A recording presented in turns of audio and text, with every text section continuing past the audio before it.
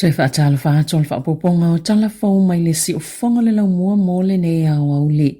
Wauna ina e se whaala potopotonga le whaioni suinga i se pili o loo wholasia le palemene e tutongia i aveta avale se tau o luna whaonga ino ni awala o whaatulunga ina i lalo lea polo kalame e whaititele pisi o awala titele. Ona ua telele awanoi ono saatia i le puipuinga o whaamatalanga patino o tangata mai le polo kalame le nei. Ona ole au fie masini po e ata i mawhaiona po e ina mawha mau mai longo fie numero lai sene o ta avale. Ole mau ole Council for Civil Liberties o lea polo kalame e mawhaia i leo malala mo le saunga le mo male puipuinga ona va ai i ata ua pueina mai ia masini pueata wa yele fa moe tatala ile polo kalame au kilani le tausanga a sau ai fa lango i masini pueata e longo fi numero lai sene o taavale e totongia ya la taavale se tupe mo le fa nganga au wala pito pisi i taimi e pisi ai lava fewa inga wa tosa mal fa fitu sela wa fe taimi o fa nga ina ye leo le tausanga le itu ainga te konolosi le ANPR e ala ni polo kalame fa atuma o selua te ai i whainga whaasoli tu la fono. O le polo kalame le wata o le congestion charging scheme. Ua whaamoe whaititia tau whewa inga le waiele tali tonunga o le ao o atu i le lua tesima le ono piliona talai au kilani i le tausanga a sau. O se taimi o mulimuli mai i ono whaiai i sifo i a ai o le atu noo.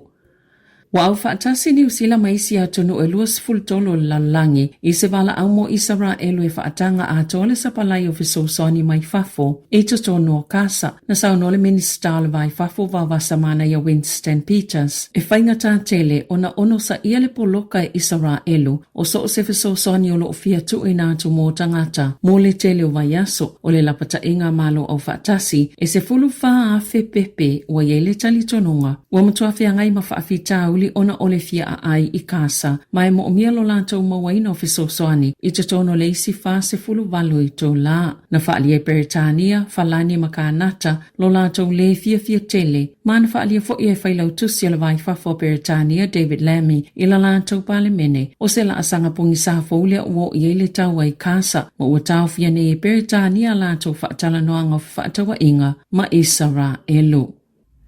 E o lava ini tamai te ta iono tau sanga le mātutua e vai tamaina mai fafo e whaawhainga luenga i peo ni polonga i tutono a inga e whaamata wina e ta sasa ma whaia i aini wheusua inga whaamalosi na whaamatala e Christei Kamata o se social worker le tūlanga unga sa ia molima wina i lana ngā luenga mai le luafe se fuluiva e o atu i le luafe lua whaa e au fia i tamai tina sosola ese mai tangata ma a inga na sawa aina i lātou i au kilani ma Wellington tone e matua tele a fianga no o iai ona ua tele tau sanga o fea ngai masawanga o le whainga o ngā luenga o nisi taimi e a fie sawanga mātanga pe whaia iai e nisi lawa o tangata o ainga pe ona whaalia e te Kamata na fsosoni le tamaita i malala tau vaenga ini tupulanga sa mo se to se fulu na mawhaiona sosola ese mai o la tau ainga mawhainga whaapolunga sa a fiai mai to lua tama ma teine to avalo. Na whaalia se tamaita i sue o se sui o le Adoption Action o NLC wa ienia vanua sa te tau ona toi lauli liu a toa ili tula fono o tangata vai tama le ua fitu se fulu tau sanga le umi peita ai sa le saofia ma ua te tau na sui a toa le tula fono o lo tau mawhaile o ranga tamarike ngā lulue whaata ita inga o tonga ina i wha mauti noa e tala whea ngai pe o tutu samal tula fono New Zealand ma mauti noa e tele atu ni siaki e whaia ina i tau fiele tula i mai oia i tua inga mata upo. Na sauno le minister fe malanga inga Erica Stanford, sa va aini se o minister, po le ale me tau ona fai. E su e i whainga nei o lo fa apolonga i tamai te o lo vai tamaina e ala tultula fono fa abau malo. A fai ele moni le vai tamaina o tamaiti, ma ono tutupuni whainga fa asoltula fono o le fa apolonga o ilatou. E mo o mia le whaia iai o salato ngā yoinga. Sa ia whai tau i sile i potila tamai le mata au po mai mata o tia tele, ma o lo o iloina pe ona sauno le minista. Sa i se fono tangana whaia le vao sui o le malo New Zealand, wha apea ma sa moe le masina o mati, na ta ue se au te lenga o le talanoanga, sa mata i tuina le tutusa o polisi, e ma whai ona ngā lulu e whaatasi ai, ia au sia ni wha moe ngā tutusa, mani wha moe ngā wha ata atitia e wha bai tū maa ngā nuu, e mawhaio na tau sisiai ia te tau, ta mali anga, soifua lau le leo ta maiti. Whaau au mai ngā luenga safa i le lua fesifulu walu, mali lua felua tasi, pe ona lipo ti ai, i le leiti o New Zealand.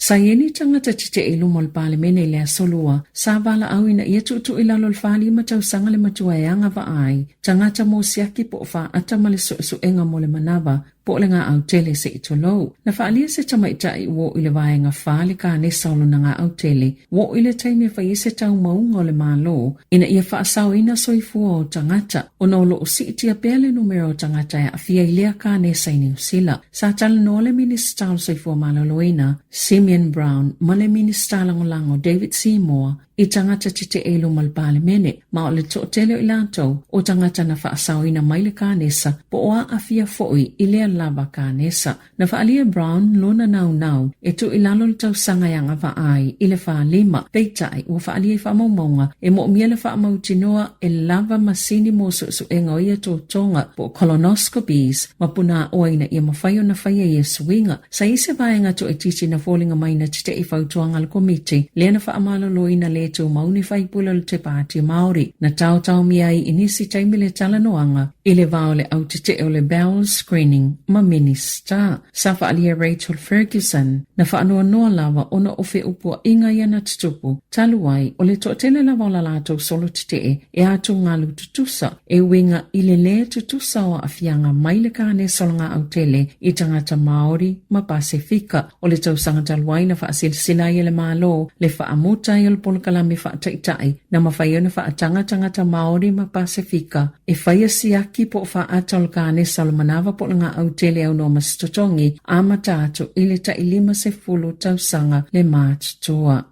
E tolu tausanga mamasina e fitu o whaasala ina ile whalipuipuile li o moana te kawa, ina ua iyo e mawha mao nia o na molianga, ilona pu eina na nao le silia ma le se fulu a fio niata, whaapea maniata video se fulu, o ni tamaita italavo i kalai estete, ino nofo ini whale la tele University of Canterbury, mai le vao le lua whelua tolu, ma le lua whelua wha, e tele manisi molianga na whaie whaasanga ilea tau le lea, e ele ngaoi, malona umia ino ni whalau whaasaina, sa whaingo ina le silia ma le sifulu tau sanga taluai, o le mata aitu i Craylene se itulo, ona on soltu la whanofo i whaapea sa ia whaia, o le tōtelo tamaita ina whaia lātou whaamtalanga le whale whaamsino, sa whaale ole whaawau beona a whio i lātou i le popole, le mawhai ona momoe, ma le atu pe ao ina pongi sa, po o taimi fo ia whaamalu wai, na whaafetai le whaamasino le loto titele o nei tamaita i talavou, e whaailoa i lātou, ma whaia lātou whaamatalanga po o moli mau i le whaamasinonga o lea tau lea lea.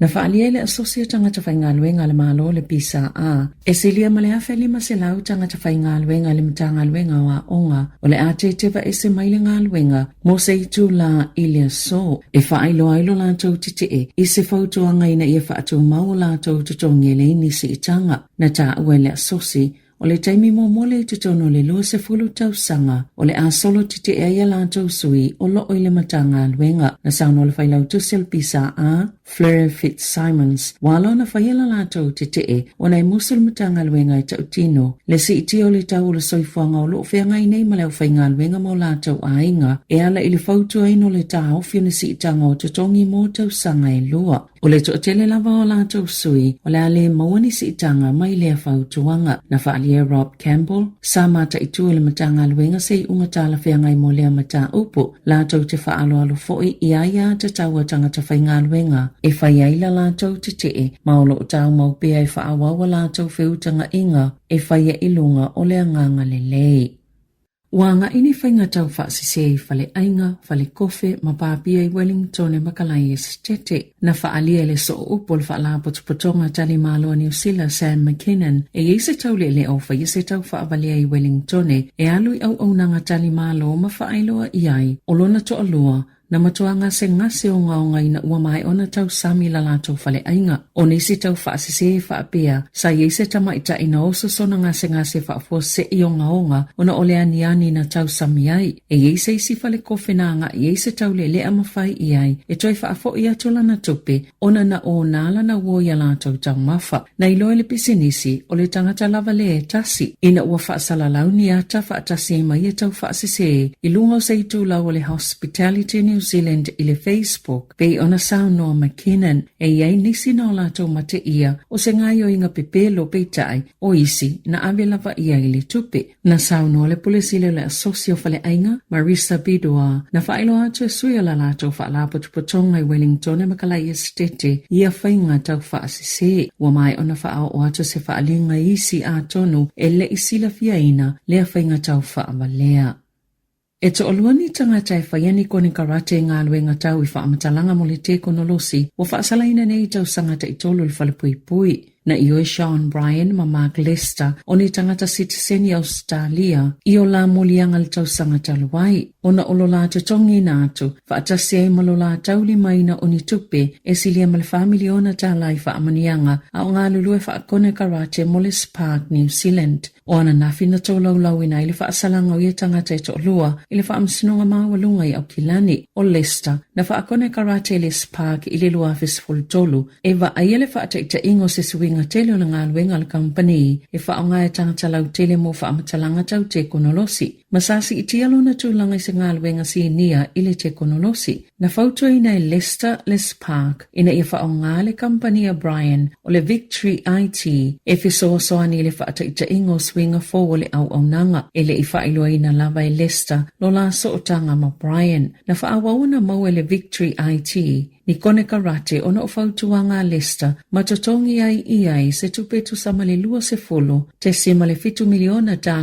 i le vao mati lua fesful wha, ma yuni lua fesful fitu, o le vao yuni lua fesful wha, ma me lua fesful fitu, e tolu lua ni taimina totongi ai ni tupe Bryan, mailana company o le Victory IT,